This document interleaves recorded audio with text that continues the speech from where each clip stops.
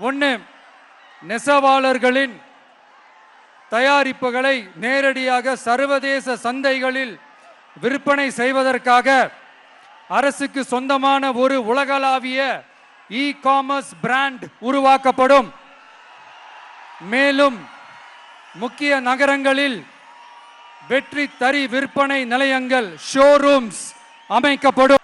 இரண்டாவது, நிலையற்ற நூல் விலை மற்றும் மின்சார நெருக்கடி சுமையை பகிர்ந்து கொள்ள கைத்தறி மற்றும் விசைத்தறி வைத்திருக்கும் ஒவ்வொரு நெசவாளர் குடும்பத்திற்கும் ஆண்டுக்கு 30,000 ரூபாய் வங்கி மூலம் நேரடியாக நமது டிவிக்கு அரசு வழங்கும்.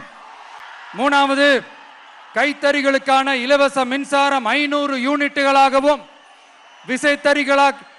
விசைத்தறிகளுக்கான இலவச மின்சாரம் 1500 யூனிட்டுகளாகவும் உயர்த்தப்படும்.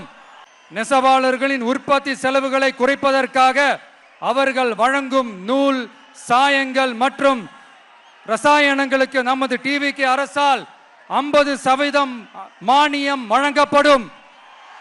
டிவிக்கு அரசில் அனைத்து நெசவாளர்களுக்கும் ரூபாய் 10 லட்சம் ஆயுள் காப்பீடு வழங்கப்படும்.